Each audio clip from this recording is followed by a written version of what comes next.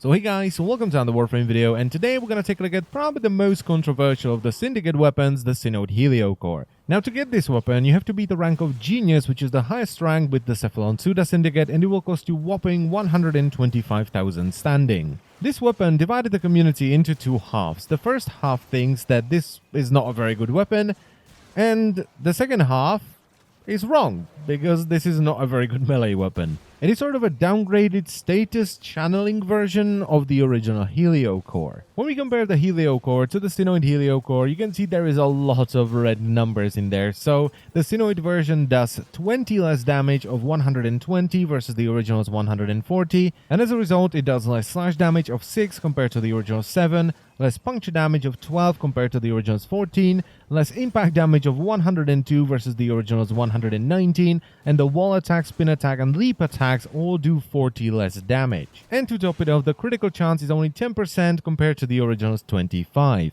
But it's not all bad. The critical multiplier is still the same at 200%, the channeling multiplier is higher at 180% compared to the original's 150, it's much faster with attack speed of 1.08 compared to the original's 1.833, and this is a really good change because the original Heliocor was pretty slow, and the status chance has been increased from 2.5% on the original up to 20% on the Synoid version. Now, just like the other Syndicate melee weapons, this one also has a unique mechanic where if you kill an enemy while channeling, it will spawn that enemy as a spectre that will fight for you for 30 seconds. Now, just like with the Right Attack Dagger, this unique mechanic sounds much cooler than it actually is, because you can only have one spectre at a time, and the specters, just like all the other specters and mind control targets, are pretty dumb. So while every now and then you will get a Haiga Master and you will get a bunch of Haigas running around with you, or the same thing with Drak Masters or Boilers, or maybe you will get an Ancient that will give you a buff, most of the time you will just hit a random dude and it will spawn the Spectre, and the Spectre's like, oh yeah, I'm fighting with the Tenno now, let's hit something, and I died. And that is it. The problem that I have with this weapon is that it doesn't really do anything well.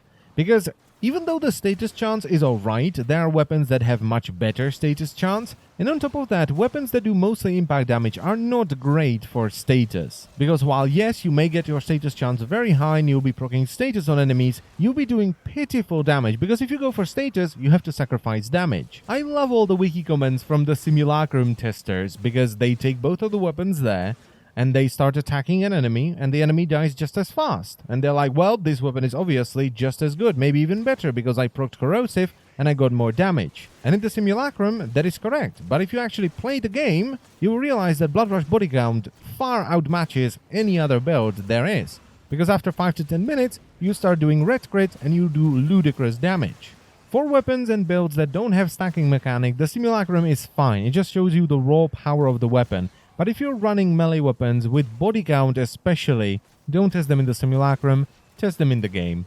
Now, since the damage output of the status build was really terrible, I decided to go for a channeling build instead. Now, today we're not going to have a budget build, because even with these more expensive mods like Primed Pressure Point, Primed Fury, and more rare mods like Corrupt Charge, this weapon still struggles even in non-endless missions versus some of the beefier enemies. As an example, here we have a short combat sequence. So first up we have Corrupted Gunner, which does take a couple of hits, and then an Eximus Bombard that I do a finisher on while I'm channeling, and he survives that. Now both of these are pretty bad, because first of all I'm using corrosive damage on the weapon, so the gunner takes increased damage from that.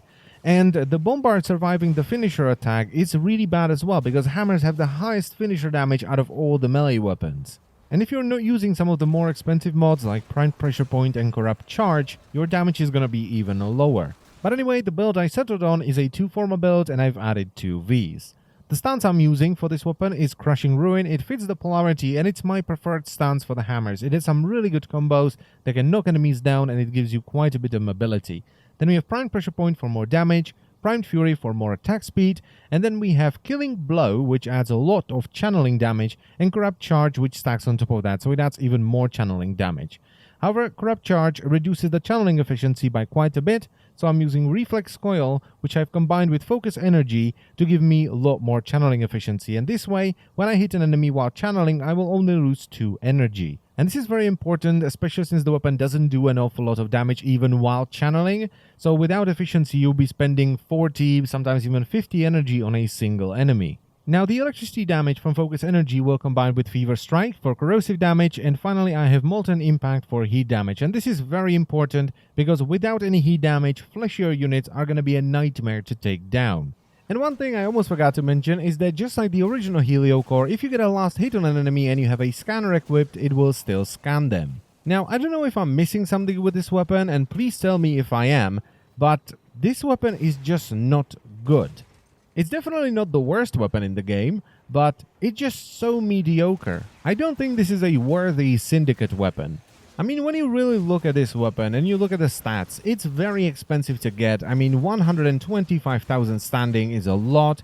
It does mostly impact damage, which is not that great. The critical chance is very low and barely can run Blood Rush body count, while its counterpart can run it easily and shine with it. The status chance is so-so. It doesn't have any polarity, so you have to invest Forma into it if you want to use a decent build. And the channeling multiplier increase isn't that great. It's only 30%. So overall, I would only recommend this weapon if you've been slacking with Cimeris and you can't get the original one and you still want to scan hammer things in the face. If you want to get it for anything else, just don't. It's not worth it, alright? And that's pretty much it for the video, so I thank you very much for watching as always, and I will see you next time. Bye-bye.